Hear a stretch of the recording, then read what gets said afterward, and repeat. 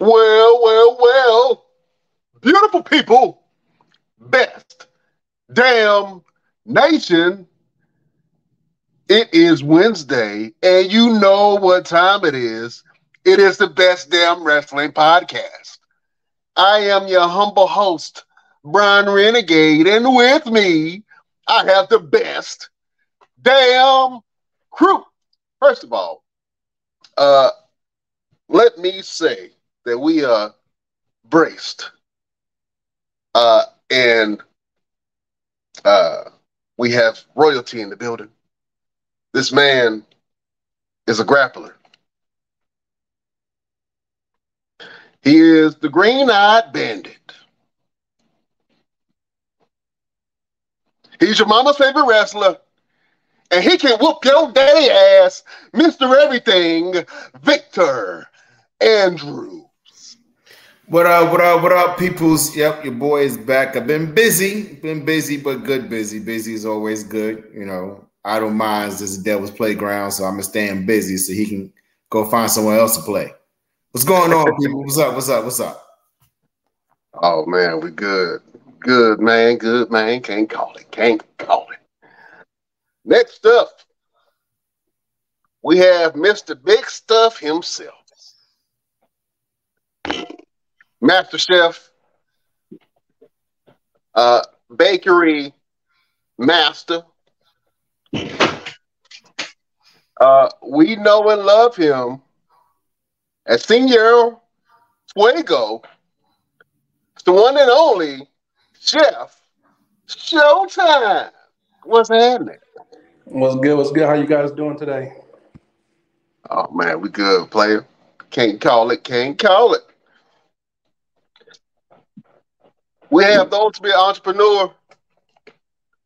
He is the Don of the Best Damn Wrestling Podcast. The genie of the Best Damn Wrestling Podcast. The resident villain, LP, is in the building. What's that? What's going on, man? I can't believe I see 4 screens today. Let's see how we do it today. Oh, man. Yeah, the 4 is in the place to be, Jack. We the ones. You know what I'm saying? It's good to see all 4 members of the best damn crew in the spot, man. The 4 horsemen in this thing. You know what I'm saying? Fellas, let's go ahead and get into it, man. There's been a lot of stuff going on in the wrestling world. We got some breaking news, man, and we got to have the one and only Mr. Everything to break it to us, man. Mr. Everything, you got the floor. What's happening, my friend? So we have to start the show off a little bit solemn today. About an hour ago, we've got news that legendary wrestler, WWE Hall of Famer Terry Funk has passed away at the age of 79. The source of what actually happened has not been revealed yet, and truthfully, I don't care. That's one of the things I never could understand is when people say, "Oh, such and such passed away." Well, how did he die? Who cares? Who cares how he died? As long as it's not a virus that's going to spread around the world and create zombies, who cares? The man is gone. So we want to say rest in peace to the legendary Terry Funk. Thank you for paving the way for man, so many professional wrestlers out there. He was a pioneer. He was a road maker. I mean, you think about anybody from Mick Foley to Mark Briscoe to the Briscoes, who all kind of emulated his style. He was Mr. Hardcore. He was, everything that we could think of, ECW, WWE, WCW, New Japan, NWA. So rest in peace, Terry Funk. Godspeed, and we will see you on the other side when we get there.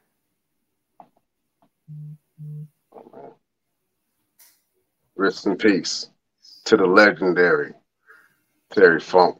Let's talk about it real quick, man. Do you have a favorite Terry Funk moment, Mr. Everything? Man, actually, I honestly don't. I didn't really follow much of Terry Funk's career, truthfully. I just know from being on the road, hearing stories, seeing matches with him and C.W. Anderson, just hearing stories from him and other guys who actually trained under Terry Funk. I want to say one of the biggest ones is Terry Funk and Dusty. I want to say was one of the biggest ones that people would always talk about, and just hearing and seeing people, just kind of follow his style is amazing. I mean, that's when you left a mark on the industry or just on the world. Period. When people want to follow the style that you've done and try to do the things that if they see you do. So, yeah, man, that's pretty much all I got right now. Oh man, let me go out to the best damn nation, man. If you guys have any fond memories or matches of Terry Funk, just go ahead and put it down there in the comment box. Let people know what was your favorite Terry Funk moment. And we all at the Best Damn Wrestling Podcast want to say Godspeed and rest in peace to the legendary Terry Funk.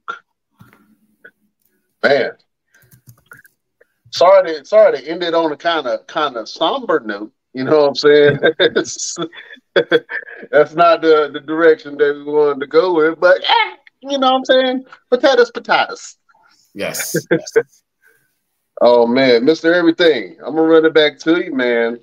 We're gonna talk about some other things that's been happening in wrestling. Hold on, before I go a little bit further, man, I wanted to point out this picture, man. We all heard about the Montgomery Brawl and this, the group The New Day. They've always found a way to kind of poke light of a lot of situations, and I can say that the New Day has always been pro progression and pro black.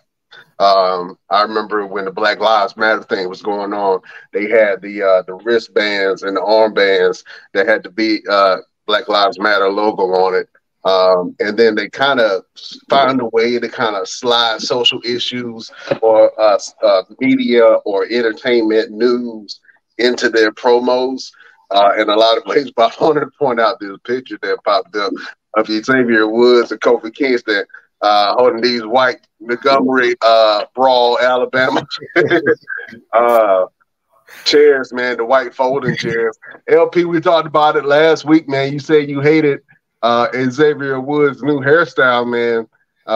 He's kind of look like Milli Vanilli over there. What's going on? Giving us Milli Vanilli vibes. You know what I'm saying?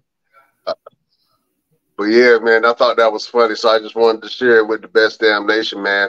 And I didn't get a chance to do it with you guys last week, man, but this year marks 50 years in hip-hop, man, and we got to talk about this note spread that happened, man. We got Busta Rhymes, Method Man, and 50 Cent all in great shape, mind you. All these guys, they look like they will be a great faction. Straight up. But they're celebrating 50 years of hip hop. Fellas, I just want to go around the room real quick, man, and just kind of mention some of our favorite hip hop songs. And let's do this even further. What has been some of your favorite rappers or stars in the hip hop world that's collaborated or in some type of way with wrestling? You know what I'm saying? For instance, I'm going to go ahead and mention the great Snoop Dogg, who is a WWE Hall of Famer. Yeah, Snoop Dogg is a WWE Hall of Famer, longtime fan. He's even been involved in a couple of segments. Most recently, man, last year, I believe it was last year, he saved a segment with The Miz and Shane McMahon, where that was different. Yeah, where Shane McMahon's quads blew out, man. He looked like a transformer like he was a break dancing Ninja Turtle. You know what I'm saying? Blew out both of his quads. He took 2 steps, took another step, just folded back. It was horrible. But Snoop Dogg kind of saved that moment, man, and did a Snoop Dogg people's elbow, which was kind of funny, man. But Snoop Dogg is definitely a part of hip hop, and he's a huge WWE fan, man. Fellas, let's go around the board. Let's talk about some of your favorite rappers that crossed over into the wrestling territory. Let me go, LP. You say what now? The rappers that became wrestlers, or wrestlers became rappers? No, rappers that's kind of made their presence known in the wrestling world. Like I just gave you an example of Snoop Dogg, man. How Snoop Dogg kind of dabbled in the WWE and now is a WWE legend. Talk about some wrestlers, some of your favorite rappers that's kind of stuck their foot into the wrestling entertainment world. Well, I mean, if I'm gonna be the villain, I'm gonna be the villain. So if we're gonna talk about wrestling and rapping, let's talk about that culture vulture. John Cena would have to be John Cena would have to be listed in that category. Dr. Thugonomics himself, who had a platinum rap album, who had a lot of black friends that used to come out there and rap with him. I don't know where they at now. You know, I gotta give that to the Dr. Thugonomics. Oh man, hey, you know what? He might be the best rapper wrestler of all time. You know what I'm saying? I think I would give it to John Cena for that one. Yeah, and yeah, he did have a platinum album, which is crazy to me. A lot of people don't even know that John Cena has a platinum rap album. That's pretty crazy. Let me go over to Chef, man. Chef, who are some of your favorite wrestlers that kind of stepped foot in the wrestling ring? R-Truth. R-Truth? Yeah, man. Bad boy Beastie. R-Truth I like John Cena rapping. John Cena sucks. Hey, man, he still got his entrance song, man. I wish I could show. Have you guys seen that South African video? I think it was a South African video of a politician. I guess he was running on a political platform, and he used John Cena's music at the end of it, and it was like fireworks and all kind of confetti floating around. I was like, man, that was dope as hell. I like how they did that. I thought that was interesting, man. Also, let me give some love to Wale, man. Wale, who also has Wale Mania adjacent to WrestleMania every year, where he brings out the hip hop community and mixes it with the wrestling world, man. Wale is a huge wrestling fan, and he's a great rapper, man. So I gotta salute Wale for that. Man, let's go ahead and get into some more stuff, man. Well, before we do that, I got a list of rappers that's actually stepped into a WWE forum in some kind of way. So really quick, gonna run through these as fast as possible. Coming in at number 10. Hold on, the phone's doing something crazy. Coming in at number 10, Ice-T. Ice-T went to the ring alongside the Godfather during his entrance in WrestleMania 2000. I get it. number 9 at WrestleMania 5, Run DMC went out there and performed during WrestleMania. So that's amazing. I didn't remember that. Lonzo Ball. Lonzo Ball is a rap artist? Oh, a wannabe rapper. Oh, okay. Well, I guess what a wannabe made his wannabe self in a wrestling ring. That was a dumb segment that he had with the Miz. Let's not forget about that whole debacle.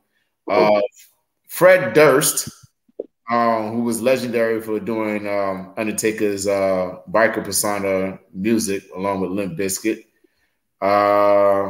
Salt and Pepper. made an Really? appearance at WrestleMania. Said it was the one of the worst WrestleManias of all time during their performance. It was out there with Bret the Hitman Hart. Let's see, MGK went out there at number 5.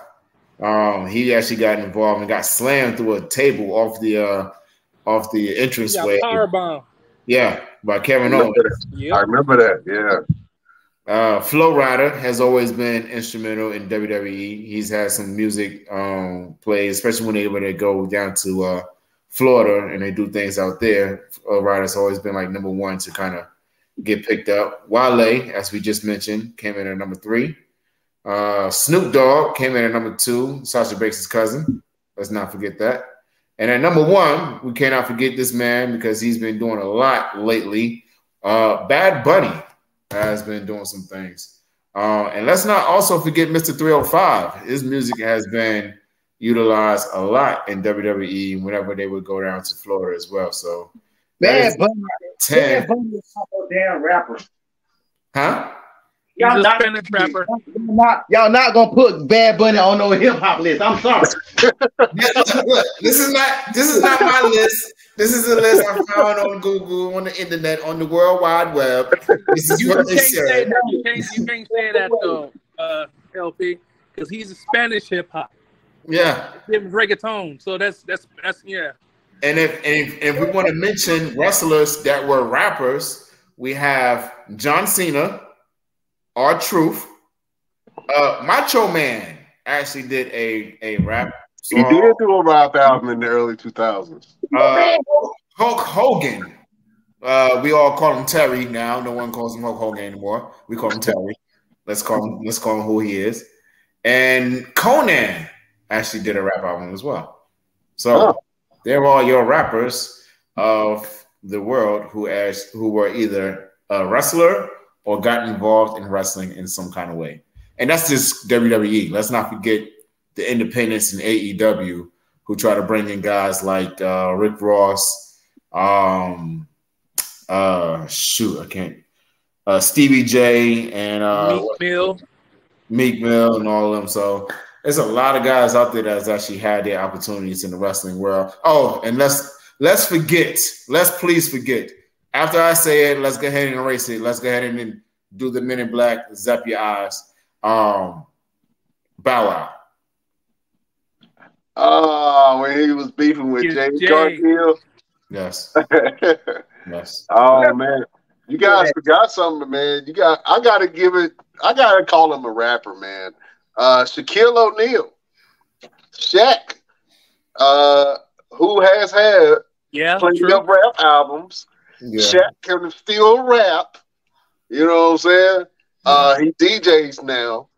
And he does a lot. And he got his hand in every damn thing. I think that Shaquille O'Neal, as a basketball player and just entertainer all around, probably has one of the best careers because he's really done a lot of things. But he right now is invested into everything.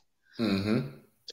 If there is a guide to investment written by Shaquille O'Neal, that would be a top-selling book because I would want to know how he negotiates a lot of these deals. I know it's because that he's well-liked and he has a household name. But, man, Shaquille O'Neal is probably one of those success stories, man, that other than Jordan, a lot of people admire him for his business savvy. He's a cop, too. We ain't going to talk about that. We're not going to allow it. Shaquille O'Neal, big ass, and the police. You know what I'm saying? Next, you about to tell me he's an ordained preacher, and hey, he would have a mega church for real. He would. He would have a mega church for real. Oh man, listen, there was something that happened on Monday Night Raw. The last time we talked about Raw, man, we saw the WWE heavyweight champion Seth Rollins being attacked by Shinsuke Nakamura. A lot of people were trying to figure out why he attacked him, and I said it was plain and simple to me. Shinsuke wanted to be in the title picture. Shinsuke is tired of sitting there watching and playing the middle card. And Shinsuke is, let's not forget a couple of years ago when Shinsuke came in, he was the biggest damn signee that the WWE had for a small amount of time, man. And he really made a huge impact when he came in. So a lot of people are kind of downplaying Shinsuke as a legitimate threat, but Shinsuke is definitely a legitimate threat.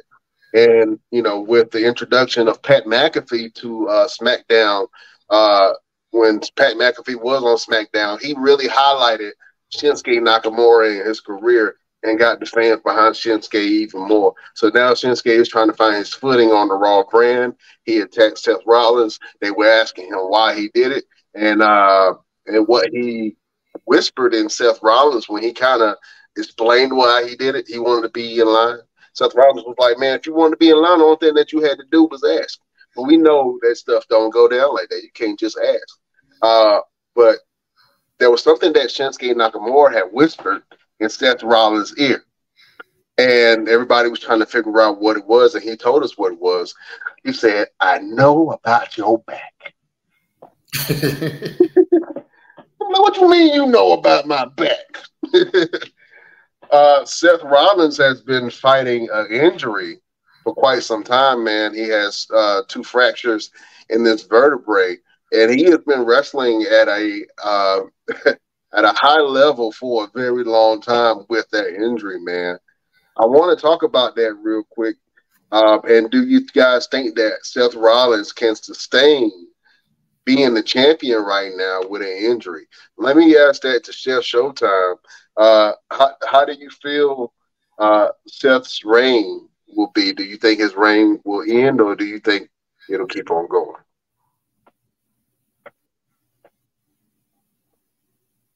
Yeah. I have a feeling they're going to keep it going because they're not going to take it from Seth right now.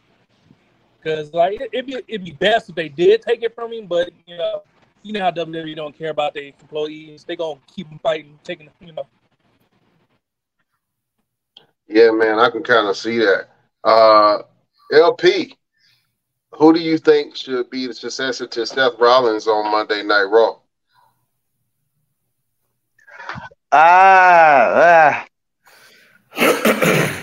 It depends on how long before they do it. I mean, they really need to go ahead and take it off of him so the man can heal up, because all he gonna do is make it so it takes longer for him to come back. I really want Gunther to go ahead and get his little reign, and then he need to go ahead and get it, because like he done. No. Let me say this clear, especially with Chef on the line. And y'all can argue with your mamas and your daddies and your greasy grandpappy. Gunther is the best champion on both shows. You look at this man matches. He ain't really been having no bullcrap easy wins. This dude has been having some hell of, even with Shorty G.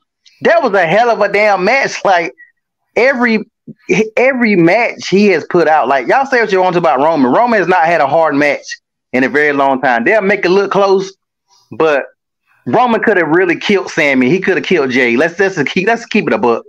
They make it entertaining. Roman matches are entertaining, but look at all the other champions. Tell me another champion. Even Seth. Seth has some alright stuff, but not even Seth is second. Who has had better matches in their championship reign other than my man Gunther? Go ahead, make something up, Chef. A lot of people have better reign. Man, Gunther sucks. I don't like Gunther. Gunther is what you call the dumpster water boo-boo. You know what I mean? What? I gotta agree with LP on that, man. I think that if you're going to take it off somebody and give it to someone who's going to have 5-star matches every time, I would definitely give it to Gunther. Gunther versus Chad Gable or Shorty G, as LP just named him, had a knockout, drag-out, clinic of a fight where Chad Gable really put it to Gunther. I think that, crazy enough, I think that Chad Gable was Gunther's toughest match, just because of his wrestling ability, and then his low center of gravity. It seemed like that Chad Gable really had Gunther's number on a couple of times, man. And I think that they had a really good fight. Gunther doesn't miss when it comes to his matches. So if Seth Rollins had to drop the belt to somebody, I could definitely see it being Gunther. You know what I'm saying? I would love for Shinsuke to get that belt. I mean, I think that would be cool to have a man of Asian descent and a woman of Asian descent as champions at the same time. I think that'd be the first time that's ever happened in the WWE. To see that. So, and then Finn Balor is still around, vying for opportunity, and Damian Priest still has the briefcase. Drew McIntyre is in a tag team picture right now with Matt Riddle. Funny enough, the New Day gave Drew McIntyre and Matt Riddle a nickname. You guys want to know what it was? What was it? Mac Riddle. Like the Mac Riddle? But Mac Riddle? Yeah. Mac. Yeah. I thought that was pretty. I thought that was kind of creative, LP. You ain't like the Mac Riddle name? Man, I'm gonna tell you, I damn near want to turn the channel anytime the New Day come on. I'm sorry, I'm just not. I'm so tired of Roscoe and tap dancing Charlie. Like,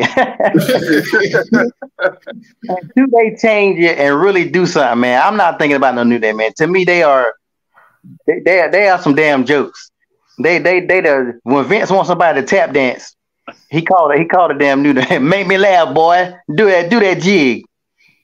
Until they do something else, man. I don't know. I'm sick of that. And definitely with them damn braids. Come on, man. Ain't no way in the hell he put them braids in his head and he thought that shit looked good. He's trolling. He got to be trolling. Well, he could be preparing for something else. I think the braids, Xavier Woods is one of the guys that does like the Comic Cons and all that. So expect him to pop up somewhere with some kind of crazy costume or something. There ain't nobody in anime, cartoon, or movie that he can portray. Unless he could be young. Don't do that. He could be the Predator. He could be Jumpin' Jack Flash, Whoopi Goldberg when she was Jumpin' Jack Flash. I was about to say Whoopi Goldberg in the color purple. Now wait a minute. Now, what if they go on a Milli Vanilli type run with the tag team and start stealing other people's moves? You know what? That would be entertaining. No. I would like that. I do think they about to get the belts back though. Which, to be honest, they shouldn't get the belts back. They should really be trying to push other people because there's too many tag teams. But KO and Sammy don't need to. They need to go ahead and do their own separate stuff. They're KO back. They need to split up. Like every time KO's, I know I love KO, but every time KO's in the ring, I just be waiting for him to betray Sammy because it's coming. Yeah, I feel it, and I was thinking about that yesterday. I was like, they are on a great run. Matter of fact, they were in, I believe, was it Quebec? Oh, where were they at? Montreal. Was it Quebec? Montreal. Yeah. I think it was Montreal. It was one of the Canadian cities. But they were in Canada, man, and Sami Zayn came out to a thunderous applause, man. And I had just said on the last podcast that Sami has definitely lost a lot of steam. But seeing that on Monday Night Raw makes me think that people still are getting behind Sami, and if they have a good storyline on Monday Night Raw, then Sami Zayn should be a part of that in some type of way. Now, for some strange reason, Sami Zayn and KO have been like the protectors and saviors to a lot of wrestlers like Seth Rollins and and Cody Rhodes. It's the weirdest thing. I don't get it. And to me, I think that they should go ahead and either split the belts or put it on somebody else. And give Sami Zayn a singles run. You know what I'm saying?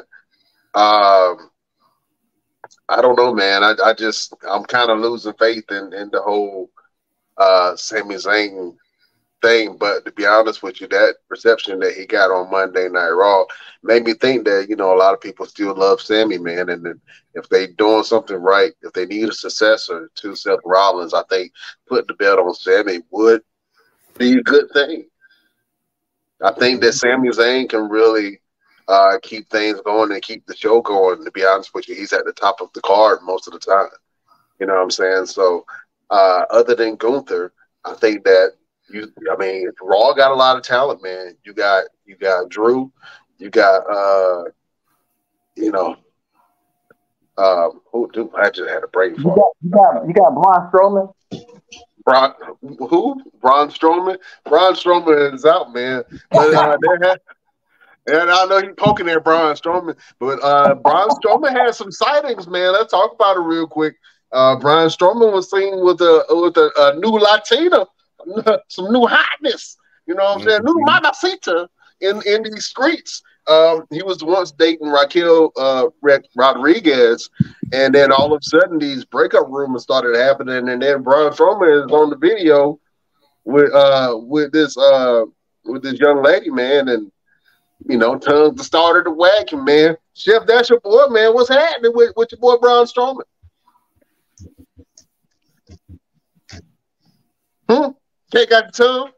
You don't want to talk about it? You don't want to comment on it? It's okay. Oh man. He probably talking away and his thing on mute. Ain't can't nobody hear. Oh man, probably. Well, look, man, let's go ahead and get into something that's been on my mind a little bit. Let's go over to AEW and let's talk CM Punk. Mr. Everything, there's a little turmoil or a little controversy backstage at AEW, man, with CM Punk. Let's talk about that real quick. Man, it's always some type of controversy or something with CM Punk. I just don't understand. I mean, you got a job.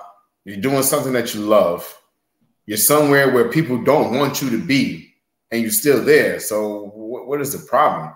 Like, at the end of the day, I mean, he went on this little stint, this little run saying, oh, I'm sorry, I want to make amends with this, and I want to do that. And he came over to WWE, and he apologized to them and all this different jazz. But it's like, don't apologize if you're going to do the same thing over again. You know what I'm saying? Like, your apologies is null and void, and I don't want it. Show me that you're going to be different rather than saying instead of saying you're going to be different. So I don't know what it is, man. I don't know if the guys just if I don't know. And truthfully, I don't know. I don't know what the man's problem is, and it ain't gonna get no better because nobody in the locker room wants to deal with him. And when you have a situation where nobody wants to deal with you, it makes it hard for people to be able to put you on as a product or as a brand. Like, it's making it hard for them to put him on TV. He did the little conquistador gimmick with Samoa Joe, you know, as a tribute to Edge and all this jazz. But Samoa Joe is one of the guys that he will bust your face open if he wants to. So you got to figure out, CM Punk, man, if you're watching this, hopefully you are, figure it out, fix it, and go get your money, man. Because after a while, you're up in age, and everybody gonna want to deal with you, and everybody want to be bothered with you. You got a little spot on that TV series Heels, so that's pretty good for you, I guess. But you know, what else you got? You know what I'm saying? In the world of professional wrestling, you know, the smallest things, the greatest thing that you do, a small people would know. The minute you start messing up, the whole world gonna know, and that's where you at right now.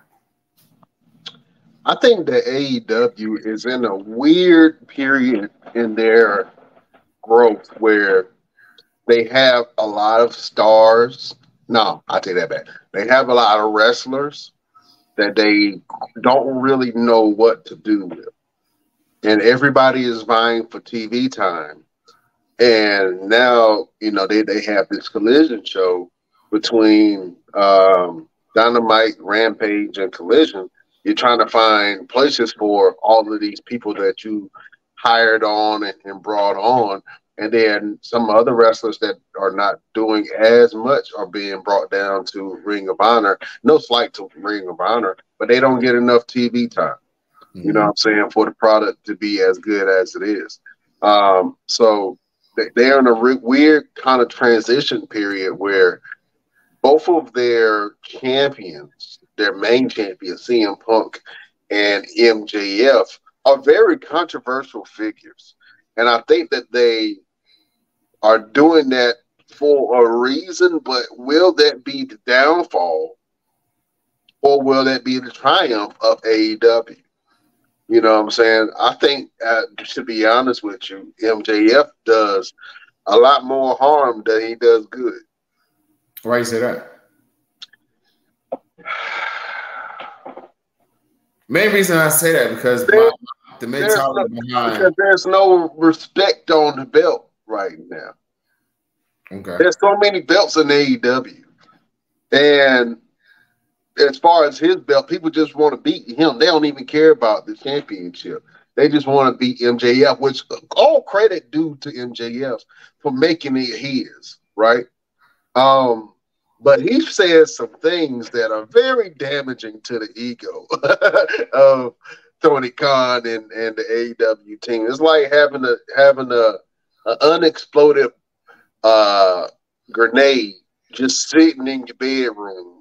And every time you go to sleep, you don't know when that bitch gonna blow up. So it's like, you know what I'm saying? And then CM Punk is the same thing. You hear in a lot of stories backstage that a lot of people don't get along with CM Punk, or that CM Punk has this list of wrestlers that he doesn't want to be on his show Collision.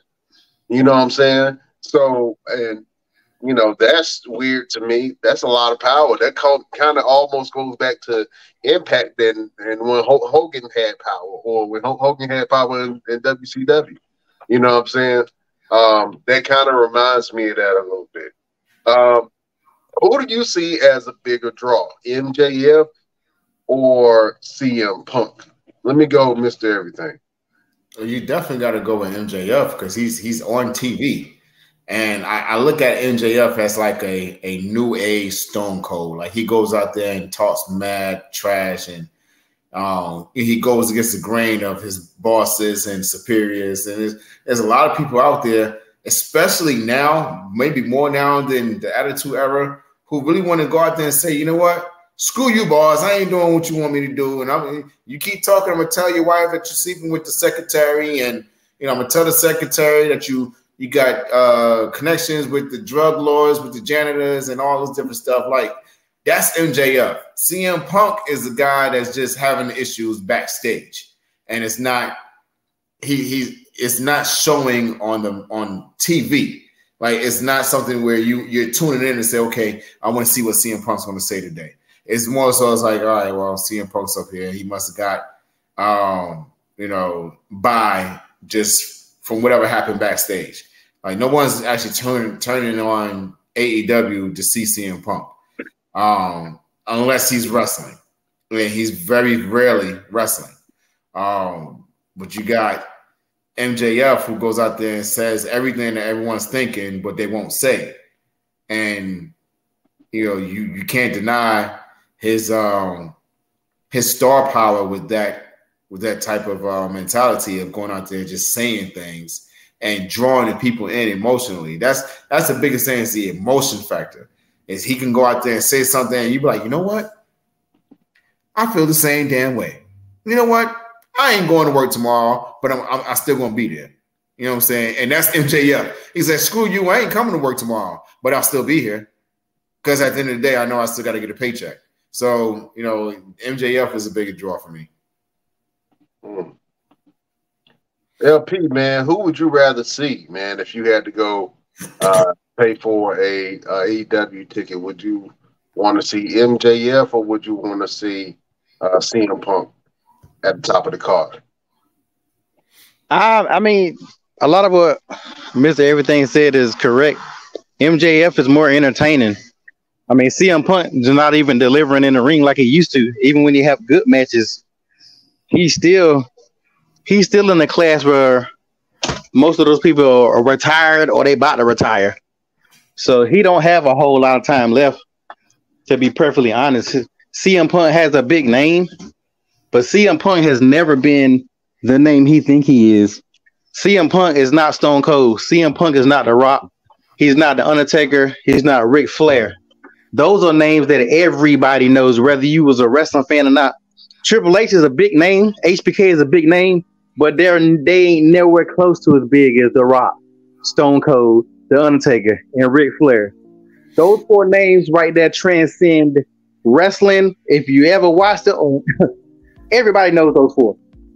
So CM Punk is big for people who watch wrestling, but most of the average person don't know who the hell CM Punk is. So I think sometimes he thinks he's a lot bigger than he actually is. That's what hurts him the most. You know, he didn't get it while he could, and now he's still trying to hold on, and he feels like drama is what brings it. But MJF is kind of a homegrown star. He's AEW's homegrown star. They got some homegrown people. Even Jericho, he started AEW, but he's still WWE. The Young Bucks, they started it, but they still got. To me, when I think of Young Bucks, I think of Ring of Honor because that's where I knew Young Bucks from. A lot of those other stars, you knew them from other places. I never heard of MJF until AEW. So he's one of the. He might be the top homegrown star of the company. Yeah, man. You see some of the other homegrown talent that are trying to make some waves, like Darby Allin, and then you have Jungle Boy Jack Perry. I can't remember who else. Ricky Starks. I'm a Ricky Starks fan. I like Ricky Starks, man, and I wish that NXT would have picked him up when he tried out. But the other homegrown talent, I'm not a fan of there. I'm not a fan of Darby Allin. I don't get it. I'm not a real big fan of MJF. I tune in to see what MJF talks about, but I still have yet to see him really wrestle a full match. Maybe it's me. I guess and I've heard he had some pretty decent matches, but I don't know. I don't even know what his finishing move is, to be honest with you. So but he just takes pride in embarrassing his opponents. So maybe I just got to go and actually sit down and watch a full MJF match from start to finish, but I'm not interested. You know what I mean? I'm more interested in what he's saying and his gimmicks than him actually wrestling and in the ring.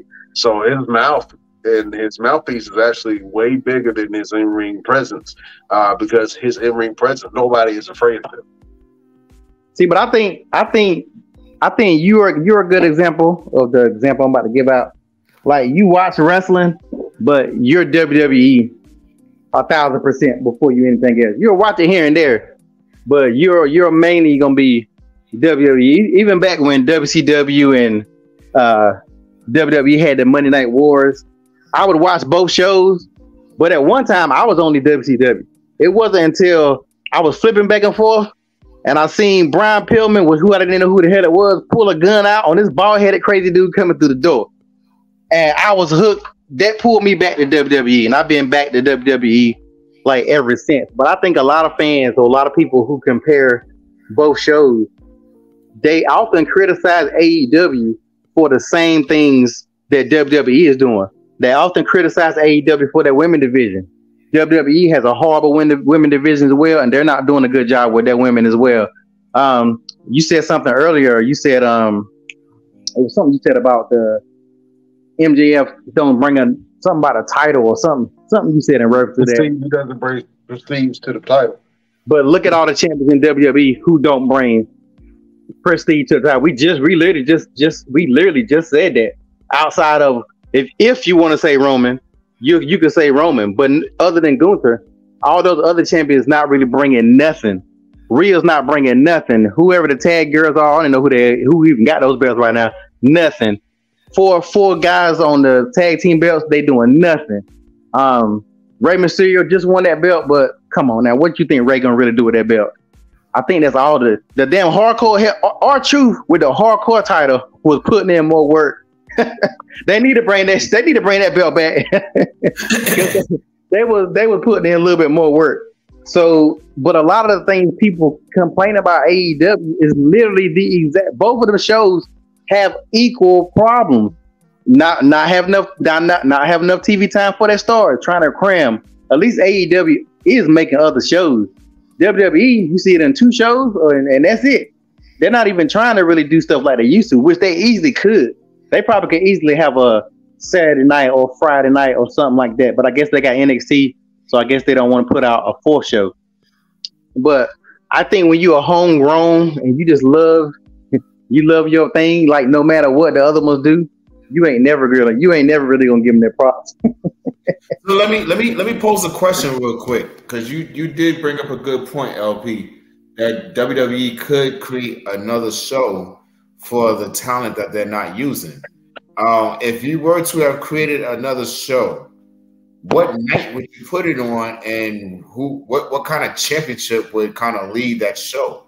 Like, would you take the IC title over to that show and let it be the main title, or the United States title, or would you just create a whole nother belt? Which, we talk all the time about having too many belts and not enough talent to be able to utilize it or bring any type of prestige to it. But so if you were to bring another show, what night would you bring it on? Because you got to think about it. You got Monday, you got Friday, you got Wednesday with NXT, and then Wednesday is also AEW. So you got to think about it in terms of viewership. How many people are going to actually watch on a Saturday night, especially if that's the premium live event nights as well. So which night would you put it on, and who would be your top stars in terms of that show? I would put it either on a Saturday or I would put it on a Sunday. You got to think Sundays work because look at pay-per-views. So you definitely can't say nobody will watch wrestling on Sunday. And even if you did on Saturdays, I wouldn't do it at night. I would do it during the day. I'm not expecting it to be on the same level as SmackDown and Raw, but you remember back in the days when we had damn near wrestling almost at any given time, and it could be like an hour show or a 2-hour show just to give these other guys what did they used to have. It wasn't Shotgun Saturday. I ain't thinking about Shotgun Saturday. I remember Saturday mornings. It was They used to have Shotgun Saturday nights, but they did used to have something during the morning. But the one in the morning was mainly like a recap show, but they would have some matches in between it. But they really could put a show on Saturday or Sunday, like a 2-hour show. And I would either take the US title or the Intercontinental title and let that be like a main title over there, or I would bring back an old belt. I would bring back the European. If you look at the matches the European Championship used to have, shout out to D'Lo Brown, the greatest European champion of all time. But they used to have some real great matches with that belt. Bring that belt and let that be over there, because they have a ton of stars that could easily wrestle on another show. And just so people can see them and not try to shoehorn everybody within 3 hours. WWE probably got what, like maybe 80 wrestlers, maybe? I don't know the number. Let's just roughly say 80.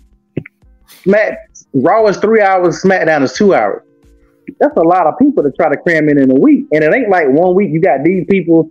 I don't want to see no more matches with KO, Sammy, and Cody versus the damn Judgment Day. I don't want to see no variation of that. No damn more. Like, please, for the love of God, stop. So that's the stuff, like, shock the world and let somebody else be the main event, of something. But like, those are the problems that they have that nobody talks about, because WWE can be like, well, y'all gonna watch it anyway. Y'all gonna complain about it, but y'all still gonna watch it. You might stop watching it, but you're gonna come back. And that's why I originally thought the good part of AEW was, because that'll make WWE step up their game. And I think at one point in time they did, but I think now, they were a little bit afraid of AEW, but like now they're not. So they're just like, it's gonna be what's gonna be. We're gonna do what we want to do. If you watch it, you watch it. If you don't, you don't. We're not gonna change. And that's the biggest problem that I think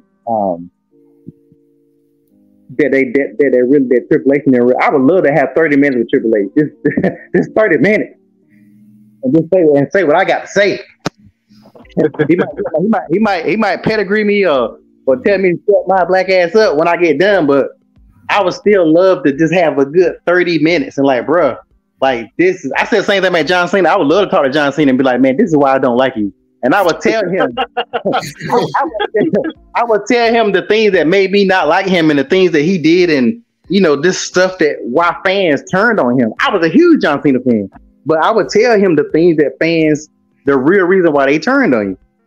But they don't care. They gonna do what they want to do. They really don't care what the fans want. The fans can beg all they want to about the LA Knight shit, but the LA Knight is not gonna be where everybody want him to be. He gonna be right where he at.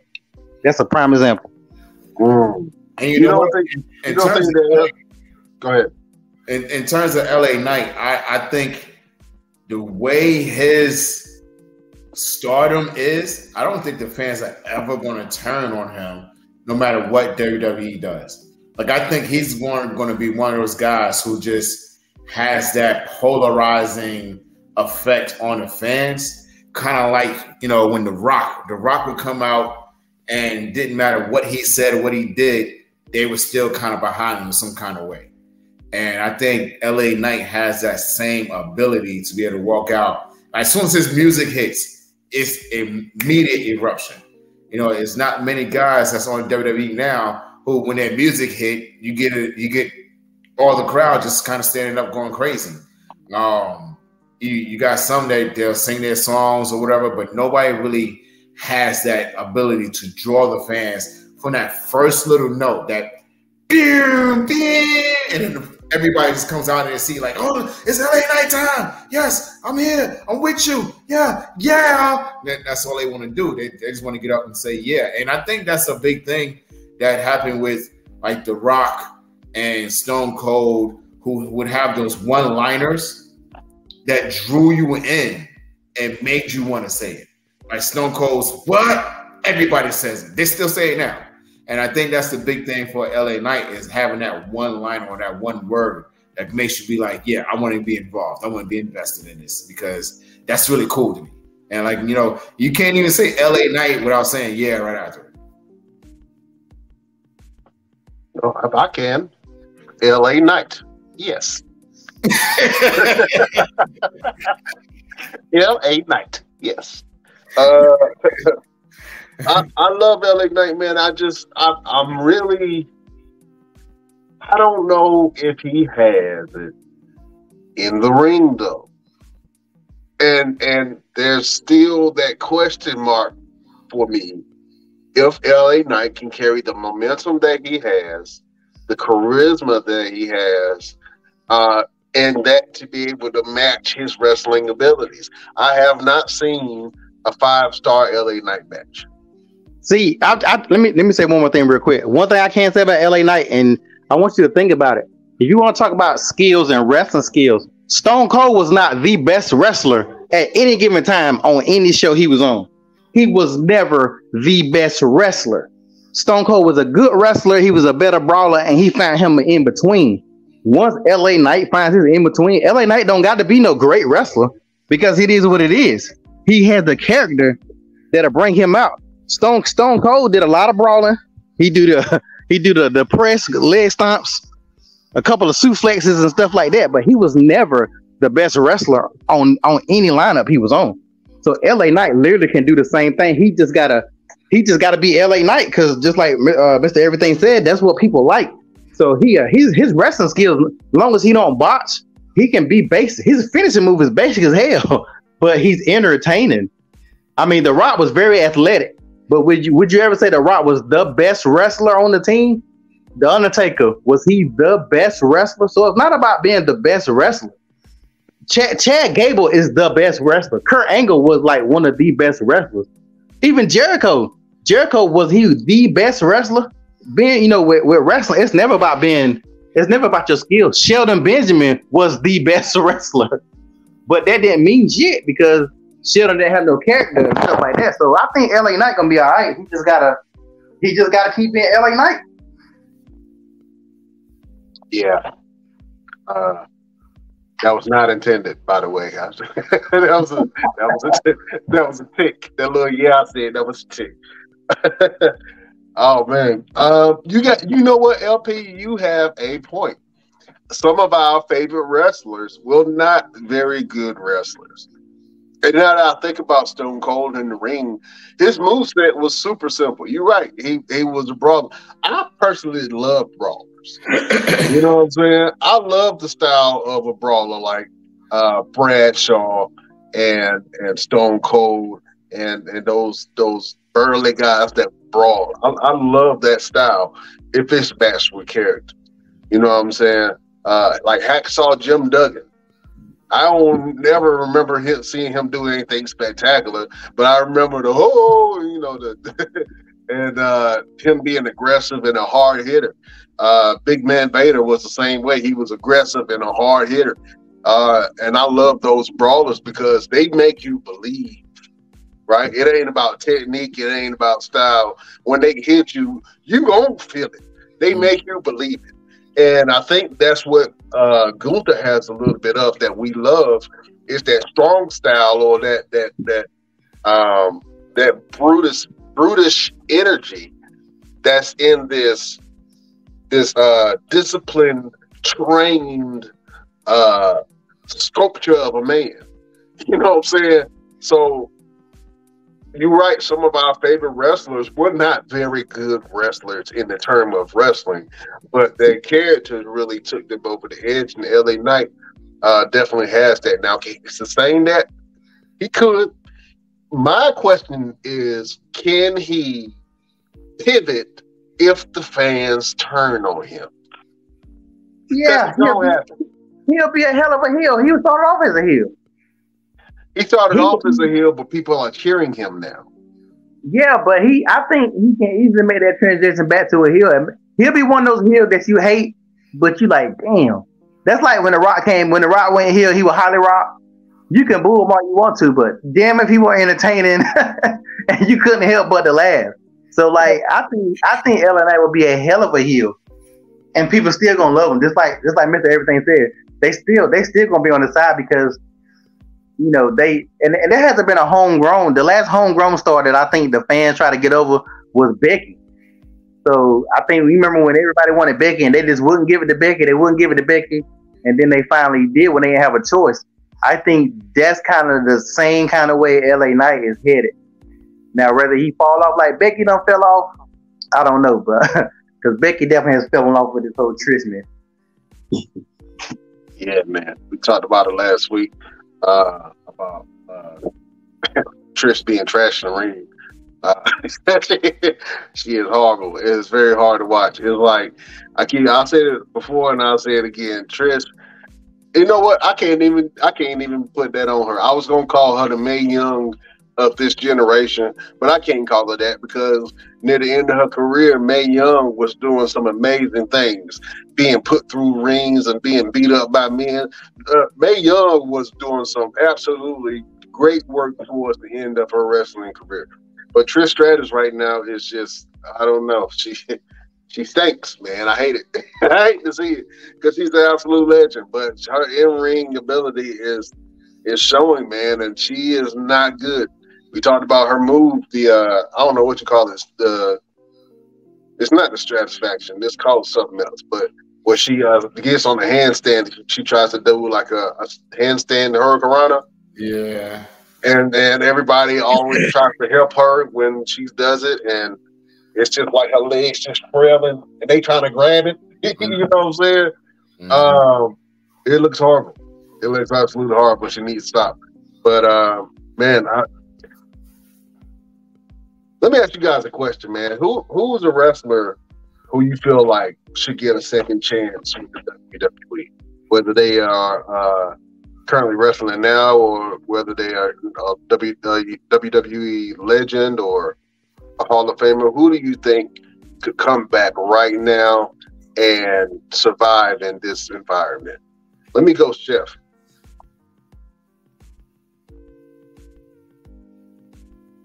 LP.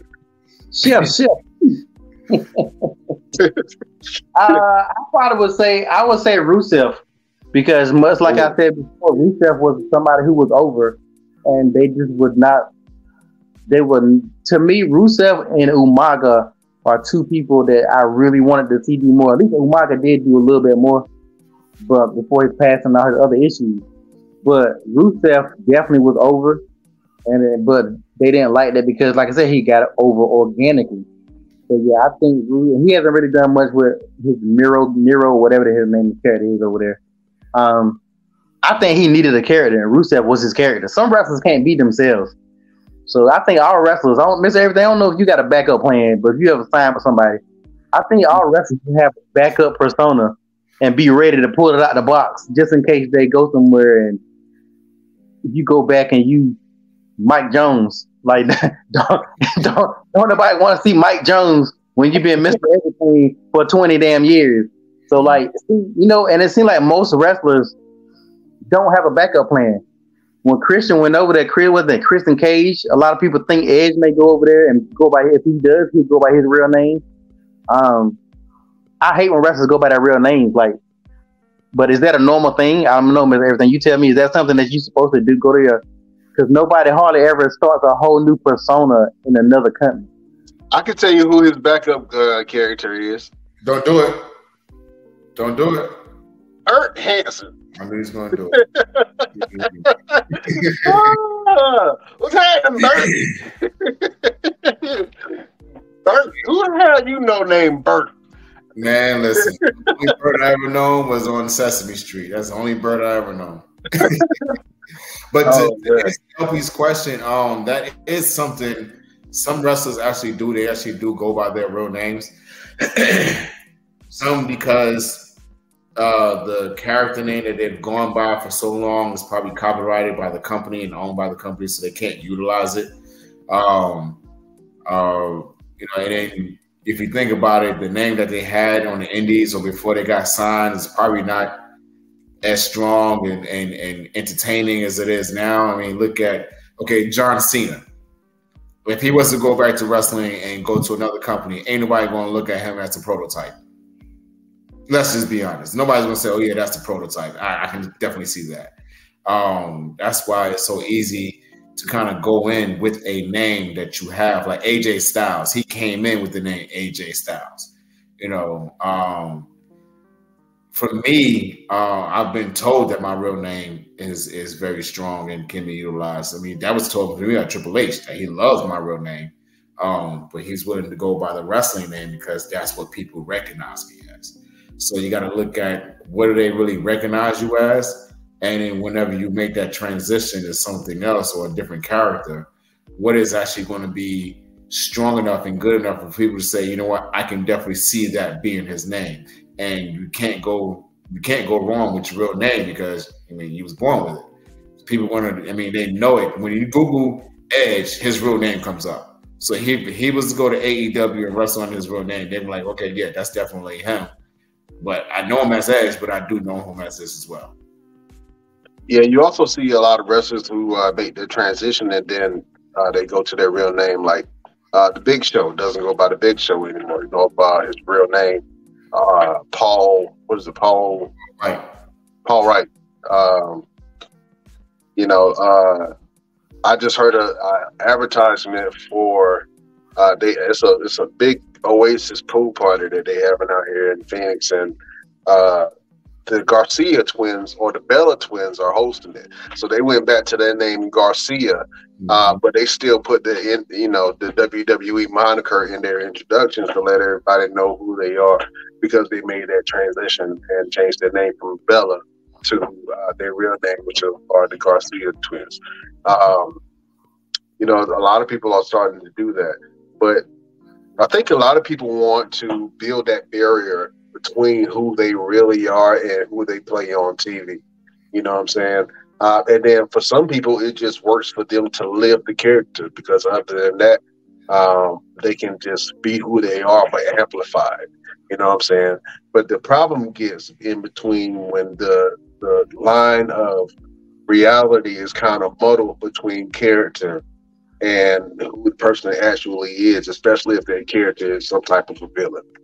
Mm-hmm. You know what I'm saying? And we see that a lot of like Dark Side of the Ring, where, you know, some people actually try to live the persona of who they are for years. And, you know, that is told by the actions that they do outside of the ring. For instance, Ric Flair was Ric Flair 24/7. You know what I'm saying? Ric Flair was who he was. And, although his character was really loosely based off of who he was, amplified, he kind of muddled the line between who's the Ric Flair character and who am I really? You know what I'm saying? So for some people, it's good to have that character and that facade. When I'm goofy and making faces and all that stuff, that's who I naturally am. But when I'm Renegade, it's kind of turned up a little bit. So it's just what it is. You know what I'm saying? Real quick, funny story in terms of someone trying to live the character, and it really is a character. Al Snow, when I had a chance to sit down and talk with him in Colorado, he told me the story of how he would go to shows, not shows, restaurants, and be Al Snow. And he would literally go to the restaurant and order his food and order food for Head, the little mannequin, thing that he had with him. He would order food for the mannequin and be sitting there and hold conversations with the Head and everything. And he said he's got kicked out of a lot of restaurants because it just looked weird. And people like, this guy looks crazy, but it was just him living that character. So when you saw him on TV, it was relatable. You knew exactly who he was. But it was just one of those things like, okay, enough is enough when you showing up and you ordering 2 meals for you and this mannequin who's not going to even eat the food. Right. So that does bring up a good point. And people who actually live the hype of who they are on TV. Yeah, man. But if you ain't living the character, just do who you is. Maybe it might work for you. I think the LA Knight, the character LA Knight is who LA Knight kind of is, but amplified a little bit. You saw him play a couple of other characters, man. He was Eli Drake, and then he was LA Knight when he came to NXT, and then he got pulled up the main roster, and now he was Max Dupree. And then they kind of shattered that character and let him be who the LA Knight character actually is. So, I think that we see a real superstar in the making, man. I hope that they keep giving LA Knight some adversity, because if they put the belt on him too soon and he doesn't deliver, then they're going to be like, oh, see, we told you he wasn't the guy. Yeah. When in actuality, he very well could be the guy. And I think that they should keep on denying him championship belts and let him really put on amazing matches, let the fans get him over, and then give him a Kofi Mania moment. Mm-hmm. And I think for LA Knight, I think he's trying his hardest to like his in-ring ability is really good. He has really strong in-ring ability. I think he's trying so hard to make what he does in the ring match up to what he says and does on the microphone in terms of his character. It should. He have his moments where he's slipping off the ropes and he's doing that. Like the match he had with Sheamus was going great until the spot where he went to go leap to the top rope and it ended up falling on the outside. And, they went back and it was like, get it again. And he actually got it that time, but it was still kind of like, a little wobbly there. So I think if he just kind of dial it back a little bit, get what he can do perfectly with no problem over, and then bring out the big stuff, then that would draw. And that's we always say less is more, and it's more about emotion over motion. So if he can go out there and work a headlock for 5 minutes and make it look entertaining and really good, once he does like jump to the top rope or something, it's going to make it look like even spectacular, because they were like, oh wow, I didn't know this man could do that. Like I have stuff that I've done. And I'm actually going to share a video in a little while on the Best Damn Wrestling Podcast Facebook page, where I can do a God, what's the name of it? I just lost the name of it just that fast. Suicida. No, it's not even that. It's a Spanish Fly. Spanish Fly. Okay. I can do a Spanish Fly. I just don't do it every match because it doesn't require me doing it every match. But I can do one. And a lot of guys like, oh, you can't do no Spanish Fly. You can't do a moonsault on them. I can show you better than I can tell you, but again, I don't have to do it every match. My character does not call for me to do a bunch of high-flying stuff. So I think LA Knight just has to dial it back just a little bit, do what you can do great for a little while, and then when you have those big match moments where you got to pull out something a little extra, pull out something a little extra. Right. I definitely agree with that, man. I think he's on his way, man.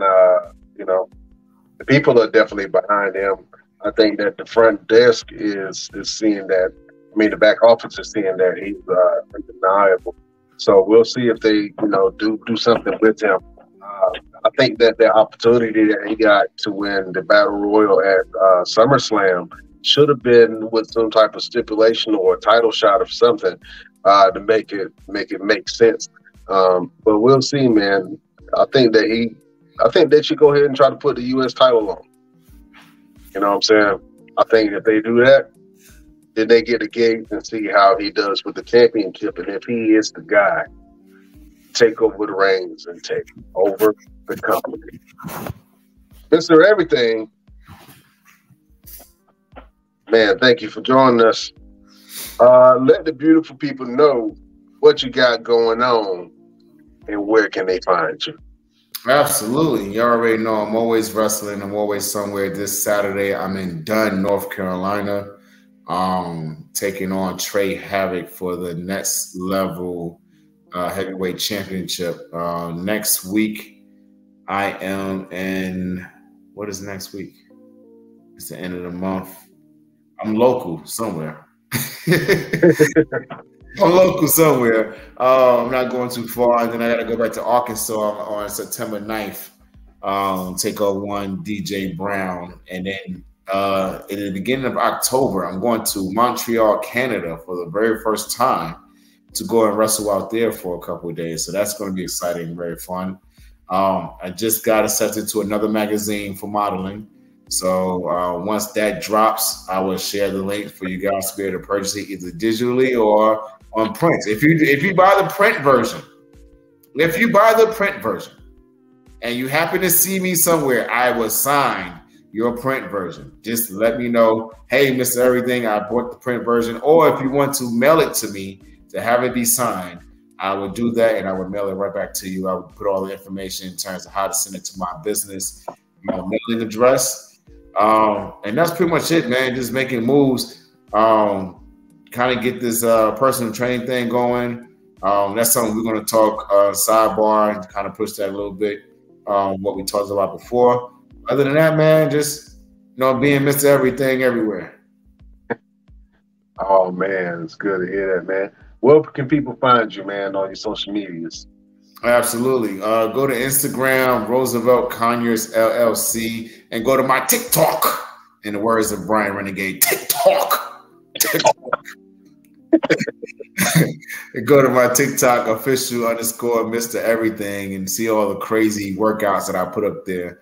Transitioning my TikTok into just workout type stuff, but it's so hard to not put up the funny stuff. It's so hard. But I'm trying. So just go take a look and see what I got going on. I know you do reaction videos, man. It'd be cool to see you do reaction videos to like gym fails, workout fails, and stuff like that. I think that'll be cool. You know what? I'm gonna do that. I'm gonna do some with the gym fails, workout fails, and I'm gonna attempt the workout that they actually failed at. I like that to show the correct way to do it. Yeah, I think you got something there, brother. You got something. Mr. Brian Renegade El Capitan with the good old idea. You know what I mean? I keep an idea too. You know what I'm saying? What you got going on? What could the beautiful people find you at, bro? Oh man, I got a lot of stuff going on right now. Right now, the main thing that's on my mind is preparing for this wedding that I got in October, man. So, just trying to get everything together for this pricey endeavor. You know what I'm saying? But it's cool, man. Other than that, man, you can go to my site. I do marketing and advertising at theheadshotheroes.com. We have over 65 million impressions online for local businesses and pushing content for local businesses. So if you need marketing and advertising, it's right here, theheadshotheroes.com. And support your boy. And then other than that, man, we've got nonprofit Blue Hearts for Autism. We are raising awareness for individuals and families that have autism and providing resources. We got the podcast coming out soon called Ain't That Autism, and I'm working on the books, both ebooks and physical books for Ain't That Autism, to give young parents a guide to dealing with children who have special needs. So if you want to, you can go over to blueheartsforautism.com and support. You can donate, you can buy coffee, you can buy paraphernalia, all kind of stuff at blueheartsforautism.com. And of course, we got the Best Damn Wrestling Podcast, man.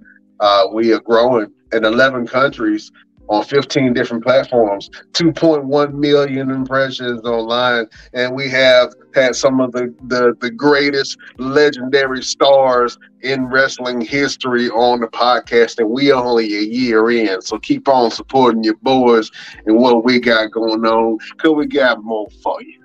Absolutely. You know what I'm saying? And if you want to support the show, only thing that you have to do is go to our social medias, man. You can go to our Instagram at the Best Damn Wrestling Podcast. You can go to our Facebook group at the Best Damn Wrestling Nation. You can go to our Facebook page at the BD Wrestling Podcast, where we broadcast and we share all of our content. You can go to our Twitter at Best Damn Crew. You can visit us on Twitch at the Best Damn Wrestling Podcast. And you can visit our TikTok at Best Damn Wrestling Podcast, man. If you want to support the show, only thing that you have to do is go to our Patreon, www.patreon.com/the Best Damn Wrestling Podcast. My lips kind of got stuck together when I was saying that. As low as $5. Only thing that you have to do is go to patreon.com and sign up. And you can support your boys for a little as $5. We got all kind of behind the scenes footage, knickknacks, paddywhacks, special episodes, all that jazz over there at our Patreon, www.patreon.com/the Best Damn Wrestling Podcast, man. Go over there, sign up, and support your boys. You know what I'm saying? We is growing. We is growing. Oh, man. Listen, Mr. Everything, you know we do this each and every Wednesday. We got to give the people a word of motivation. We got to give the people a word of advice. We got to give the people something to get them through their work week, and when they dealing with them badass kids and their annoying ass coworkers and their overbearing boss. Give the beautiful people a word from Mr. Everything. So I'm not very religious. I'm a little spiritual every now and then. I really don't listen to gospel music. That's just my preference. But for some reason, this song came into my heart yesterday, and I had to put it on the speakers and blast it on my way to work. And that is, Jesus will work it out.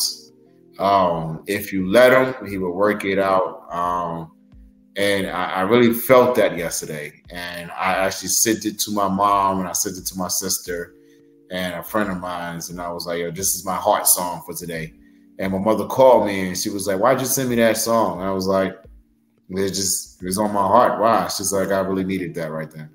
She said, I'm dealing with a lot, and I really needed to know that everything that I'm dealing with will be worked out. And, so just let Jesus take care of it. Don't worry about it. It'll get worked out. If you got bills, God got it. If you got stress, God's got it. If you got health issues, God's got it. Kids getting on your nerves, God's got it. Husband and wife getting on your nerves, God's got it. You got $1 to your name, God's got it. So don't worry about it. It'll all get worked out in the end. We'll work it out. Yeah, I like that. I like that, man. That's a good word.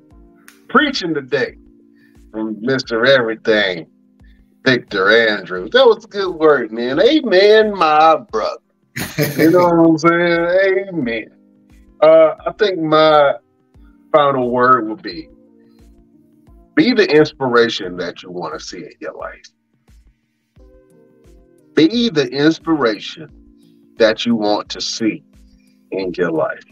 sometimes we don't give ourselves enough credit of how much power that we actually have, how much influence that we actually have. How many people actually look up to us for certain things and look for us when we're not even present. You know what I'm saying?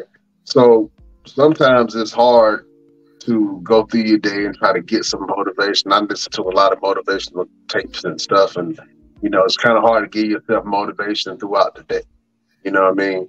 But sometimes you just got to be that inspiration that you want to see in your life. You know what I'm saying? Start doing something a little bit every day to better yourself. You know what I'm saying? Start telling yourself positive affirmations, and you can change your life around, man, if you really want to. You know what I'm saying? You just got to surround yourself with the right resources, the right people, and the right messaging. You know what I'm saying? So be the inspiration that you want to see out in the world. If you want to see people helping people, then go help somebody. If you want to see mankind do something and help out their fellow man, then go and listen to somebody that don't have anybody for them to listen to. You know what I'm saying? Be the inspiration. Be the help that you want to see in your life. That is a word from your boy, Brian Renegade. Listen, man, we held you for about an hour and 30 minutes. Close to it. Can't hold you no more. We love you. Thank you for joining us on this beautiful Wednesday. You can check out all the episodes of the Best Damn Wrestling Podcast on every platform: Spotify, Google Podcasts, Amazon Music, Audible, anywhere that you can get your podcast and that you listen to podcasts. Go and listen to the Best Damn Wrestling Podcast and tell your grandma, tell your uncles, tell your mammy, tell your cousins and them about the Best Damn Wrestling Podcast, man. We got something good going on. You know what I'm saying? Get you a slice of this pie before it's too late. Oh, man. Mr. Everything, thank you, my friend. You are a gentleman and a scholar, sir. Well, thank you. You are the El Capitan of all capitans, and we couldn't do this without you, brother.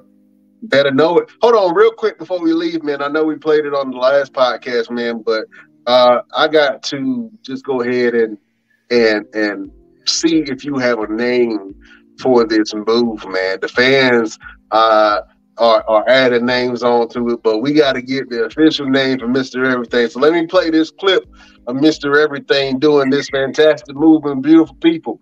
I want you to go back, watch this clip, and give Mr. Everything some ideas of a name for this move that I think should be either his signature move or his finisher, but we'll see. Take 3 seconds gets out of that, and it takes to pin somebody where you're like, you're going to have to take some. But again, what does that put Victor Andrews in this? I mean, he just took the #1 contender to the limit. Look at this. Oh, he's got him up. Nathan Cross in some real trouble here.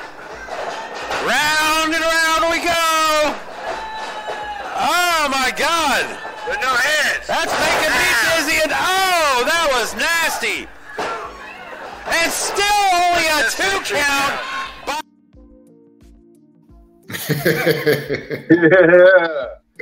Yeah. Man, listen. Everything but kick the thing.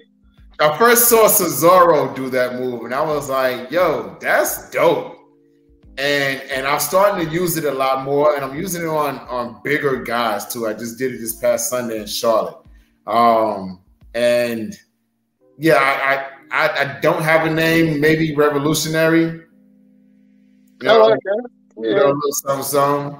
But yeah, Best Damn Nation. Give me a name for that move, man, and tell me if you want to see me do it a little bit more often, or or how big of an opponent you want to see me try that on. Because your boy is strong. Your boy is strong. Okay, let me tell you something. Let me tell you a little story. Your boy is strong. Okay, the legs are powerful. The back is strong. Okay, 3 kids for a reason. Strong. Wrong. Yeah, you gotta say it with a C. Strong. And I got another move. Once I get the video, I'll send it to you. It's a triple Samoan drop. And it's I pick the guy up, I hit one Samoan, I roll backwards, and I lift him up off the mat, deadlift, straight flats, and stand up with him on my shoulders and go for a second one, and I do a third one. And I call that my KO cam because it takes a lot of Dragon Ball Z energy to be able to do that. I like that too, man. Maybe, just an idea. Maybe you could finish that last one with like a Samoan driver. I think that'll be a really cool 2 Samoan drops and the Samoan driver to end it. Oh man, that's dope. Yeah, I like it. I've heard that before. CW has actually told me, he was like, yeah, do something different at the end. Maybe a DVD. You know, maybe you could try that. I was like, you know what? I'm gonna give that a try. But I just been so invested in the triple Samoans because it's like, you know, standing up with a man your size or heavier off the mat, flat, is just, you know, astounding all in itself. So we're gonna give that a try. I dig it, man. I want to see it if you do. So, you know what I'm saying? You should definitely record that. And then we're going to get some more footage of Mr. Everything in the School of Everything. You know what I'm saying? Practicing some moves and doing some workouts. So, Mr. Everything, if people want to go see your workout videos, where can they go? Go to the TikTok. Go to the TikTok right now and see my workout videos. I'm going to redo my YouTube pretty soon. A lot of it's just wrestling matches, but I'm going to start putting some training videos up there. I actually have a young lady that I'm going to train tomorrow, her very first day of training, and she is going to be, well, hopefully the world's not listening, but if they are, she is going to be my trainer. She is going to be my trainer. So when she debuts, we're going to shock the world. And grab the horn, the deer by the horn, the bull by the horns, and ride that wave as long as we can. She's a power lifter. She does competitions, and she's amazing. And she's going to have her very first day tomorrow. And let's see how much she actually can withstand with training with Mr. Everything. Question. How does Superstar Rome feel about all this? Have you talked to him? Have you consulted him at all about his replacement? Ada Pepe. Ada Pepe. Ada Pepe. Ain't nobody scared of him. Ain't nobody scared of them boys from Chicago. I'm Chi-Town. Okay? He do what I tell him to do. Unless it's gonna be trouble. I did talk to him and tell him, you know, he's got to be focused in school. I'm keeping him focused in school. I think he's wanting to transition into boxing. He's been doing some trainings with me, and he's amazing. He catches on really fast. So I'm going to try him out with boxing for a little while, just for the self-defense aspect and the discipline aspect. And when me and his mom sit down and have a conversation about how well he's doing, maybe we'll bring him back to the wrestling. Maybe we'll bring him to the local shows. So you guys stay tuned. You're only going to know if you watch the Best Damn Wrestling Podcast what's going to happen. We're not going to post it. I'm not even going to post it. You're only going to know if you're watching the show. So, you want to know Superstar Rome and where he's going to return and have his grand re-debut and come back to wrestling. You got to watch the Best Damn Wrestling Podcast. Alexa, play the Best Damn Wrestling Podcast. Siri, play the Best Damn Wrestling Podcast. AOL, dial up, all of it. All of it. Connected to everything. You can make some smoke signals. Play that podcast. That's it. That's right, man. Hey, listen, man. Follow Mr. Everything and everything that he got going on. Follow your boy Brian Renegade and see what I got going on.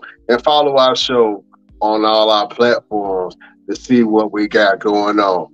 On the next Best Damn Wrestling Podcast. Bye-bye, bitch.